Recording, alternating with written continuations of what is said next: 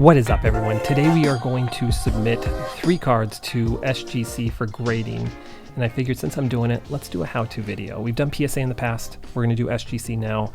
I do have plans to do other grading companies as well, CSG, BGS, so keep an eye out for that. But today it's all about SGC.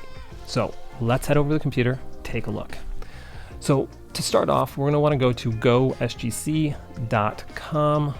You're going to need an account to do this. I believe they're free. I know most of these grading companies will have like premier memberships where you can pay an annual fee and you get certain perks with that. I don't know if I'm paying for anything special here, but this process should be the same regardless if you have the free account or the premier one. So create an account. Once your account has been created, you'll see, oh, there it is, my account's there. We're going to start a new submission. But before we go into this, the reason we're doing SGC today is because there is a promo going on. Now this promo is not going to be active by the time I get this video out, but this is the promo right here. We have $9 grading for 2022 Bowman Chrome. Now, if you've seen my previous video, I opened up a hobby box that only contained 3 cards, and it was 2022 Bowman Chrome. All had autos. The whole reason I bought that box was because I wanted to take advantage of this offer. $9. 5 to 10 day turnaround. That's crazy.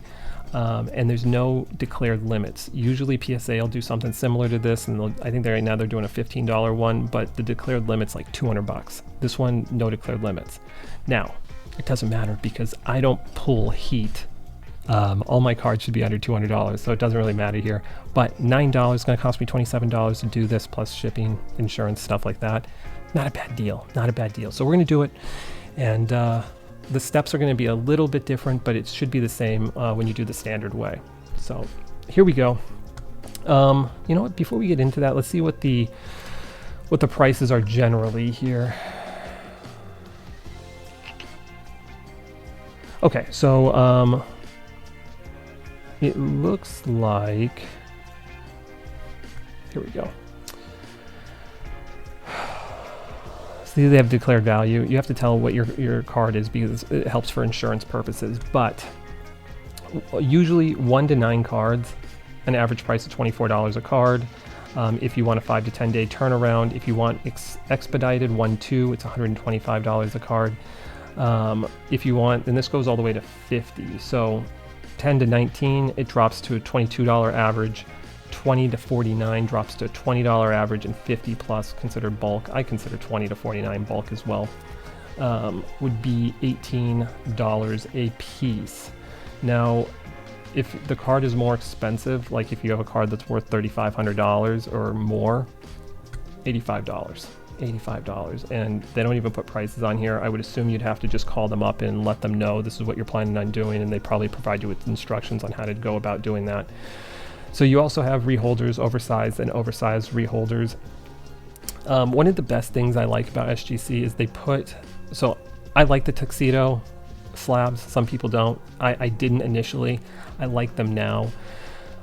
Probably not my favorite, but I don't hate their slabs. I like the tuxedo look. It stands out.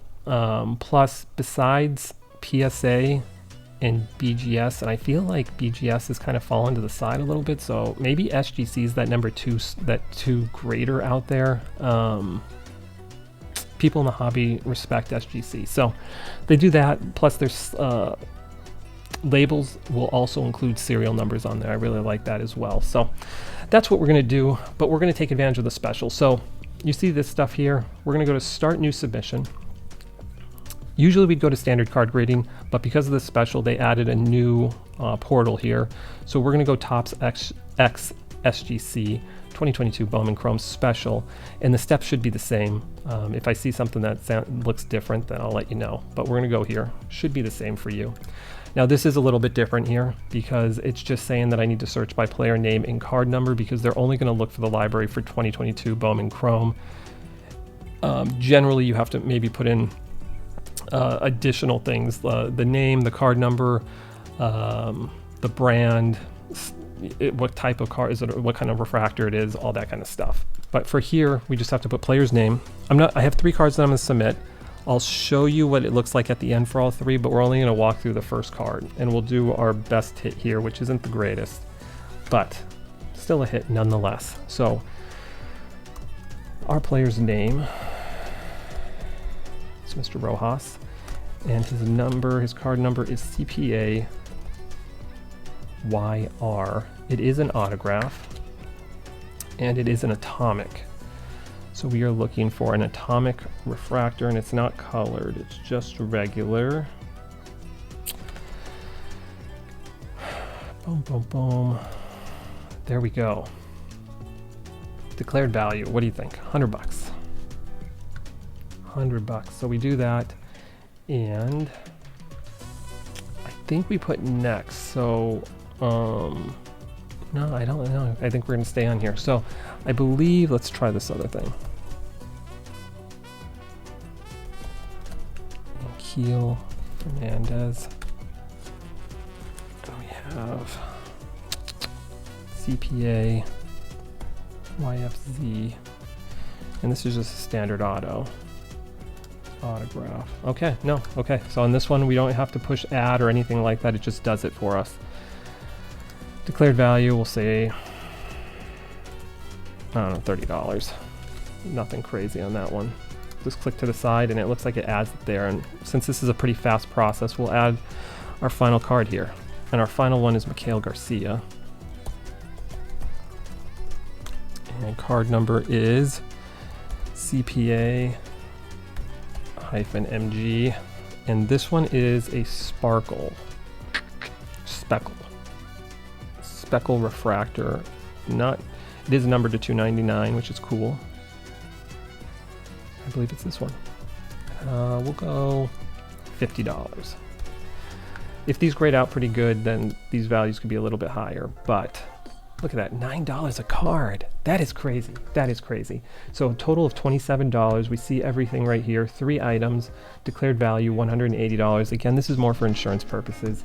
Turnaround time is going to be 5 to 10 days. Crazy. And now we're going to go into select service. So let's go next.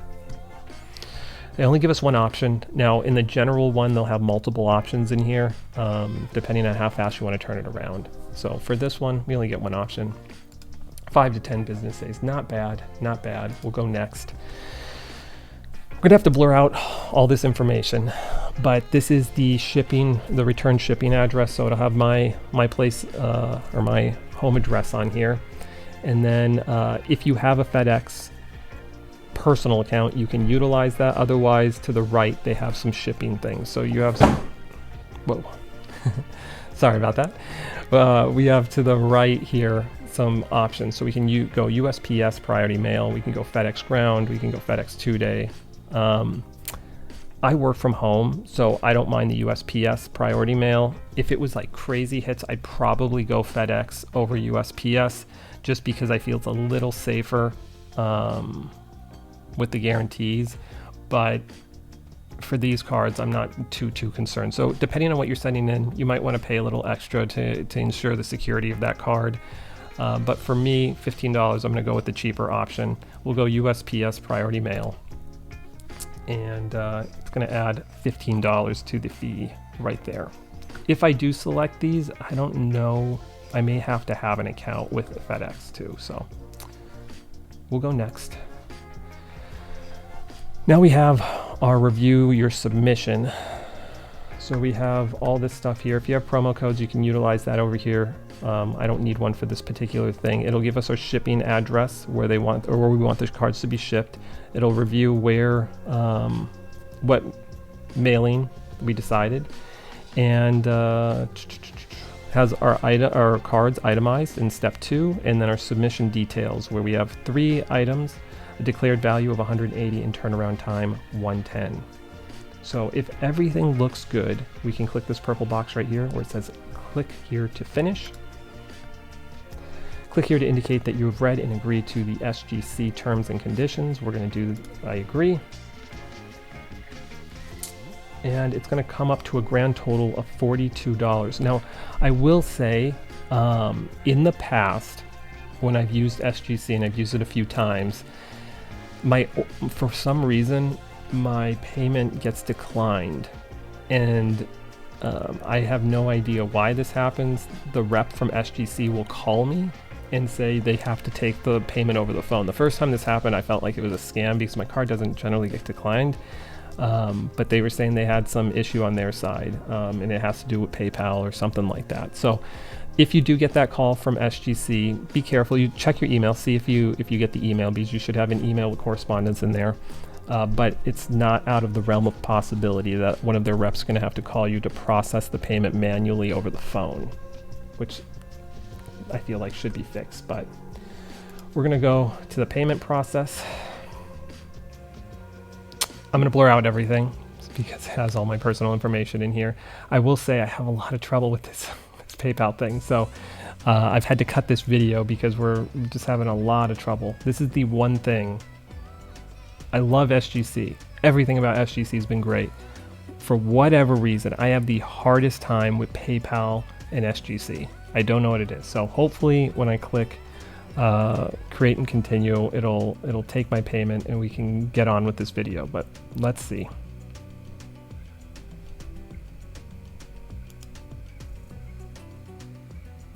Oh, it took it very nice. Okay, so I have my submission taken care of. I need to print invoice, so we need to click print invoice above, include the printed receipt in your package, secure your cards in semi-rigid card holders like Card Saver 1 or Ultra Pros.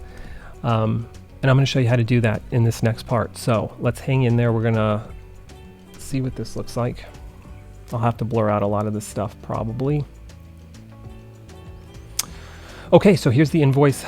I'm going to print one and we're going to add it into the box for shipping. So we'll take a look at how I package my cards. If you've seen my PSA one, it's going to be the same process, just a little different because we don't have a barcode to put on the outside of the box. But as far as how I prep everything, it's going to be pretty similar. So here's our shipping address right here, SGC 951 West Yamato Road, Suite 110, Boca Raton, Florida 33431. So that's where we're going to be shipping it to. And we'll print this out and we're going to head over to our prep station. So let's do that. Okay, so we're at our prepping station. This is where we're going to get everything packed and secured and ready for SGC. And what we're going to need, we're going to need to print out our invoice. So it's already printed out and folded. There it is right there. We're going to need some cardboard. These are the ones I use right here. These are just to protect the cards. So we have a Hobby Armor. I have 4 of them for this particular thing. We need a box, not a particularly big box here. I like to reuse all the stuff that I get. So if I get cards from another grading company, if I get a card shipped over to me and I get a box that I feel like I could utilize later, I just save it and then I can utilize it as long as it's in decent shape. And this one's in decent shape, doesn't have any markings on it. So that's what we're gonna do. And then if I get any like plastic or bubble wrap or anything like that, I save that as well and I just reuse it because we're just trying to secure the cards as best as we can. So that's really what we're going to need for this situation. We want to make sure that the cards are placed in the order in which that we submitted them on the order form. So in this case, we're going to go with the Rojas, then we're going to go with the Fernandez, and then we're going to go with the Garcia. So depending on how secure you want to make your cards, if these were like very, very valuable cards, I would probably be a little bit more secure. In this case, technically I could probably just use 2 cardboard slips, one for the back end and one for the front end. But what I would normally do is what I'm going to show you here. So we're going to have one card like that, and this will be our first card. Our first card is this Rojas. That was the first one we entered. I'm going to put it down like that.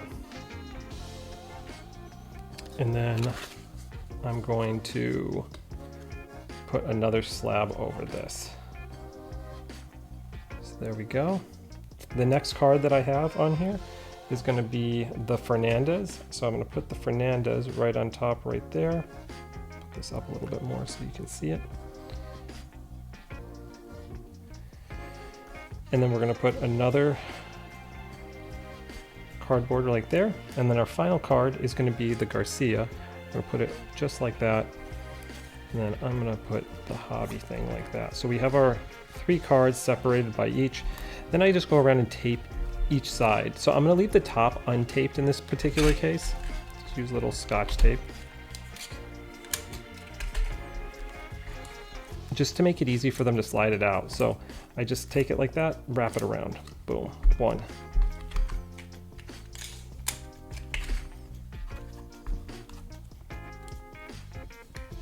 Down, wrap it around, 2. And our final one, wrap it around, and 3. And that's pretty much all that I need to do to secure it. That's what we got right there. Then for some extra protection, and that way also they can just easily pull these out. Now, what I didn't mention in the beginning, you want to make sure that your cards are in these type of top loaders, or these not Great Saver Pros, these Ultra Pros. This is from Beckett, but they're not as thick as a top loader, but this is what they prefer to use. I've sent them in top loaders before, they've accepted, but usually grading companies want them something like this. They have Ultra Pros. This one I'm using with Beckett, but they're a little bit more flimsier, just easier for them to grab out the card. The other thing that I like to use is I like to use tabs. So my plastics or my sleeves, I don't know if you can see there, they have these little tabs on there, and I pay a little extra to do that, but it just makes it easy for them to pull the card out. You don't want them to damage it. I feel like in the past when I've sent cards into grading companies, they're doing so much volume. They're not as careful all the time. They try to be, but you know, things can happen, and sometimes I'll get my cards back in the slab, and I'm like, I don't think I sent it this way. So I try to make it as easy as possible for them to just take the card out, and that everything's nice and easy for them.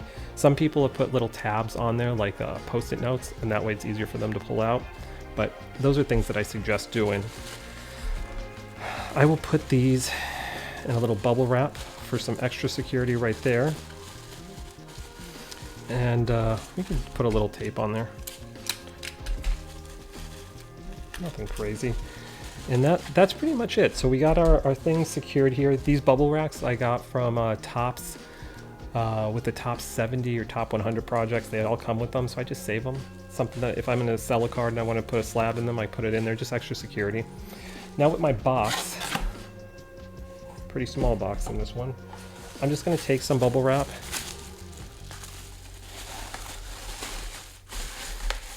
I'm going to put it in just like that. It's kind of hard to see here, but just bubble wrap right there, layered it in. We're going to then put the cards right in there. So just like that. And we are also going to put the invoice right in there. Put the bubble wrap over, close out our cards. It's not going to move.